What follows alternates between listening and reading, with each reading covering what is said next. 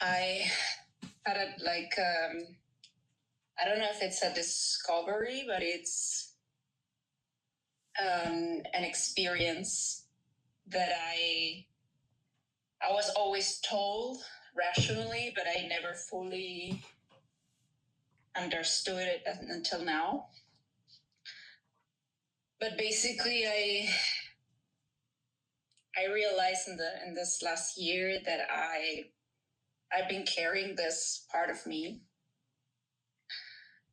Doesn't matter where is it coming from, but I realized that I've been moving through different types of relationships, whether romantic or friendships or professional relationships, not always, but a lot of times behind the premise that I needed to earn love and validation and respect from people.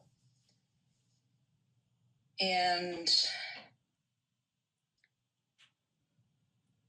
I do believe that there is a spiritual part of the experience. I think that for everyone can be very different. For me, it's my faith, where I receive a very clear message this week after I found myself crying because I realized that I was again trapped in the pattern of trying to make an extra effort for someone to love me or to choose me or to see me. And I got that message that you didn't earn my love. My love was a gift and it cannot be taken away from you. And I just felt for the first time as an embodied experience and as a full, very holistic, integral experience that it was true, that I simply deserve to be loved because I exist. Thank you. May I comment and speak with you about it? Of course. When you said something slightly different in Spanish, which, it's fine. I will not translate it, but I was just struck by this particular quality that everyone is doing the same thing. I am not. Because I do not know myself in the way that you just described as an integrated oneness, an essential goodness, a wonderfulness, just a fantastic fullness.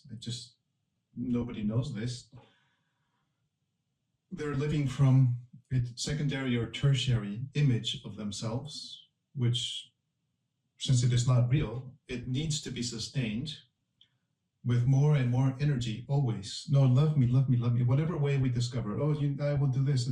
People do. We're very creative. We discover any way to, when we are entertaining this illusion of ourself, we must feed it because our survival is connected to it. If it is not loved, I will die. But that is false. Only the image will die. The identification with the image will die. And that is wonderful. That is great. And then we really enter into a new functioning in our nervous system, which is much more regulated, where our belly, our chest, our face can begin to function coherently, not separately. And I would go beyond, of course, we all have our own experiences. I would go beyond any definition of who or what that is. Simply, I am alive, and I am being known to I am. That's it. That's all that is needed. We of course, we all have very different, particular details of our past that inform how we might receive different experiences, so-called, religious or spiritual experiences or peak experiences, different things like that. I would, without wishing to in any way degrade or qualify your experience, simply sharing mine,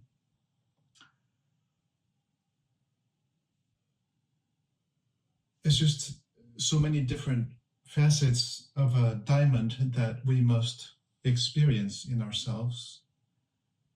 But what matters is the diamond, not the facets, like the different ways that the light comes in. My sense is what matters is the diamond, to recognize I am this diamond, I am value, I am love. It is not relative to anything or anyone. It is my original being, is love. And that can have, a incredibly endlessness ocean experience, or it can have, wow, I can really feel my body and I look at the mirror and I bow down, I love you so much. You see?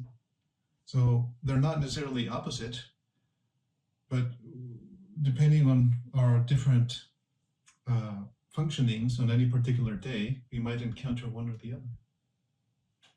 I would say what matters so much is to just know oneself enough to value oneself, to not degrade oneself by becoming a beggar in the gutter, looking, oh, give me. That is, of course, we cannot help it when we are lost, but once we have this incredible insight, then one would be lowering oneself to that. One would be injuring oneself, one would be offending oneself. And it is very good that this would cause us an offense, a disturbance, so that we pay attention.